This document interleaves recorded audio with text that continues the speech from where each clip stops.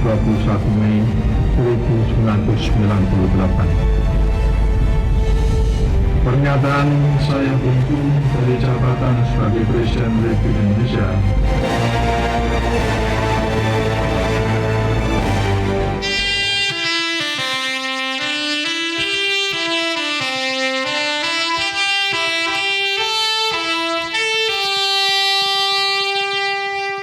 derita apalagi yang akan kau tanamkan Tuhan pada kami, pada rakyat yang sekarat, pada kami yang tinggal menunggu mati. Derita apalagi yang akan kau tanamkan Tuhan. Di sini, di Kendeng, Dagoelos, Rempang, Tumpang Pitu, Morowali, dan masih banyak lagi. Kami terusir dari tanah sendiri dan tak bisa kabur ke luar negeri. Apalagi numpang jet pribadi.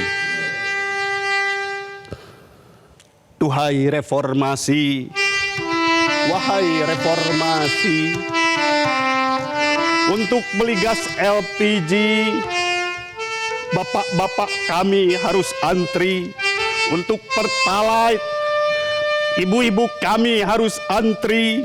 Untuk BPJS, nenek-nenek kami harus antri. Untuk melamar kerja, anak-anak kami harus antri. Apakah ini hasil dari budaya antri?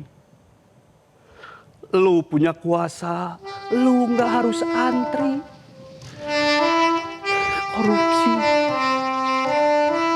Karena korupsi, duhai korupsi, kenapa KTP elektronik harus difotokopi?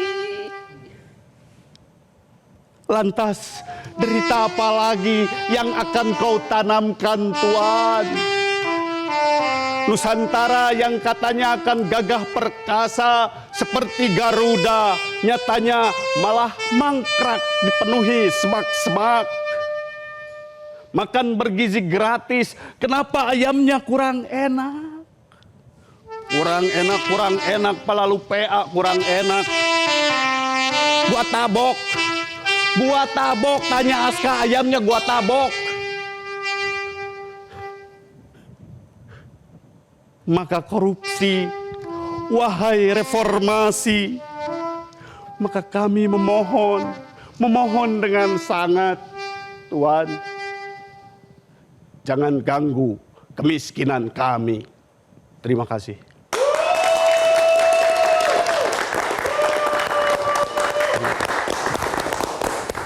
Wow. Silakan duduk Bang Saud, Mas Kamal. Kita berikan tepuk tangan sekali lagi untuk penampilan dari Mas Kamal dan juga Bang Saud. Bang Saud, Yap. selamat malam, apa kabar? Au dulu dong. Au. Au. Ternyata Bang Saud Aumania juga ya. Oke. Bang Saud, jadi Yap. sejak kapan ini Bang Saud bercumbu dengan saksofon? Iya. Sejak reformasi. Ya, karena reformasi kerja saya tahun 98 itu menjemput orang di Singapura, yang saya waktu itu tugas di Singapura. Jadi banyak warga Indonesia lari ke sana kan. Jadi kerjanya diantaranya menjemput mereka di bandara, terus mereka berkeliaran di orchard, kita bikin pengumuman di media kalau ada warga negara Indonesia supaya daftar di sekolah Indonesia di Singapura. Untuk mereka kemudian ikut di sana. Nah, di sela-sela itu ya ngapain lagi, kan nggak mungkin juga pulang ke Indonesia walaupun jaraknya 20 km harus izin dan segala macam. Ya niup kayak begini ya. Dari dulu niupnya gini aja, nggak bener-bener gitu. Jadi sempat beli saksofon dong dulu? Iya, ini kebetulan belinya di Suntec City kalau saya ingat saya. Oke, ini saksofon pertamanya Yes. Bang Saud? Yes. Dibawa langsung ke Midnight Live. Kalau boleh tahu berapa harganya ini Bang Saud? Kemarin saya servis, ternyata tukang Yamaha bilang nih merek ya, boleh nyebut merek ya. Yang Bang Saud ini dijaga nih, sekarang mahal katanya gitu. Ya nanti lihat aja deh. Ya. Tapi dulu belinya berapa? Dulu belinya itu seingat saya berapa ya, 5.000 $5,000 kalau nggak salah. 5.000 dirupiahin Ya. Oh, kalau Di dirupiahin rupiahin waktu itu masih 5.000 ya 25 juta. 25. Iya 25 juta gitu lah. 25 juta. Zaman dulu 25 juta. Iya. Wow, kalah gaji 15 juta ya. Katanya sempat dianalisis secara intelijen, bener nggak tuh, gimana ceritanya Bang? Ya, kalau kita bicara bagaimana sebenarnya kita bermain saksofon itu kan sebenarnya kalau lihat dari sejarahnya kan ini kebanyakan sebenarnya kan keruwetannya gitu untuk mendesain ini gitu. Jadi artinya nggak segampang kita menciptakan kayak yang alat musik biasa gitu. Jadi kalau kenapa saya memilih ini sebenarnya kalau menurut saya lebih gampang dibawa aja dan nggak perlu apa namanya nggak perlu sound gitu ya. Ya. Nggak perlu Simple tambahan ya, simple gitu ya. Tapi dianalisa secara intelijen. Ya, analisisnya itu kalau bicara 5W1H-nya kan intelijen selalu bicara 5W1H, kapan di mana. Nah, ini kan bisa dimainkan kapan aja gitu. Oke. Di mana aja bisa. Iya. Oleh siapa aja gitu. Iya kan Nggak siapa bisa aja. dong Pak. Ya. Oleh siapa aja kan 25 juta. Nanti kan bisa saya pinjemin. Paling ganti mouthpiece-nya lah, mulut kita kan beda. Iya kan bisa saling nanti kita minjem. pinjemin gitu. Iya. Menarik ini loh. Karena Bang Saud kan kita tahu selama ini bicara soal korupsi ya. Di program-program Metro TV, di Primetime News, program-program buletin lainnya. Sekarang main saxophone di Midnight Live.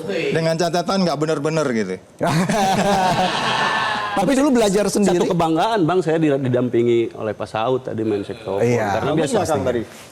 ya kan begitu aja ya Pak. Gak tega ngomong ya Pak. Bener kan? Udah terbukti gitu. Belajar sendiri otodidak atau ada yang ngajarin dulu?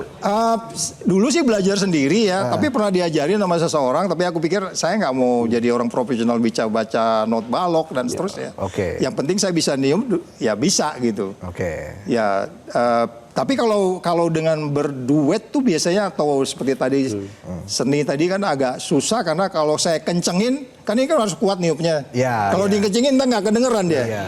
Jadi latihan nafas ya. perlu Ya, di situ dia. Jadi saya pikir yang paling penting bagaimana sebenarnya ketika kita memainkan sesuatu itu kan sebenarnya apa sih yang mau kita ambil di situ gitu. Makanya saya selalu membawa lagu-lagu itu yang ada kaitan dengan anti korupsi, Ya, dengan demokrasi. Oke. Kadang-kadang saya maksa walaupun nggak ada demokrasi, saya kaitan dengan demokrasi. Gitu. Iya, karena orang bilang, wah itu cocok logi gitu ya. Iya kan? Tapi contohnya ambil nanti kita nyanyikan kemarin saya mau nyanyikan di sini lagu Price Tag, ya kan. Tapi saya pikir itu apa hubungannya dengan acara kita hari ini ya? Kita kan sekarang punya tag semua gitu badan kita kan. Tapi kemudian aku ganti jadi lagu Lady Gaga nanti kita. Oke. Di aransemen ulang ya. Oke, saya ke Mas Kamal. Mas Kamal. Mas Kamal kan punya basic yang cukup dalam ya terkait dengan bahasa dan juga sastra. Apa sih yang membuat Mas Kamal tertarik mendalami bahasa dan sastra? Dulu tuh di rumah kakak suka bawa buku-buku. Jadi kan saya boring lah gitu ya istilah gaulnya. Jadi sering pinjem buku-buku kakak gitu. Nah kebanyakan itu cerpen sama puisi. Oke. Wah ternyata menarik ya baca puisi atau cerpen tuh gitu. Tapi Anda kan seorang komika juga ya? Betul. Ketika melakukan stand up, materi yang disampaikan itu terkait dengan kritik kepada pemerintah atau seperti apa? Biasanya sih kebanyakan sekarang mah lagi bahas soal pengangguran. Oh, pengangguran. Kenapa? Alasannya kenapa? Karena ya saya nganggur. Oh, dia mulai nyindir gua nih dia. Mulai nyindir nih. Gua pulang nih. Jangan dong Bang Saud. Kita berdua pengangguran. Jadi mana nuduh aing? Gitu ya. Jadi materi soal pengangguran tuh jadi soal apa materinya? Ya kan banyak saya malah menasbihkan diri saya sendiri adalah duta pengangguran. Karena kan biasanya orang-orang tuh malu mengaku nganggur gitu. Boleh nggak satu aja beatnya soal di pengangguran? stigma nganggur gitu. Ya misalnya salah satu beat pembuka biasanya beberapa presiden menjanjikan 15 juta lapangan pekerjaan, 10 juta lapangan pekerjaan. Saya nggak pernah percaya. Gitu. Karena sejak Presiden SBY juga saya udah nganggur. Oh gitu. Makanya walaupun nganggur tetap harus jaga kesehatan. Jaga kesehatan. Biar besok nganggurnya nggak telat ya. Jangan terlalu begadang. Jangan terlalu begadang. Supaya nganggurnya lebih banyak. Nganggurnya tetap fit besok. Kita akan kembali lagi, kita akan masih berbincang dengan Mas Kamal dan juga Bang Saud. Tetaplah di Midnight Live.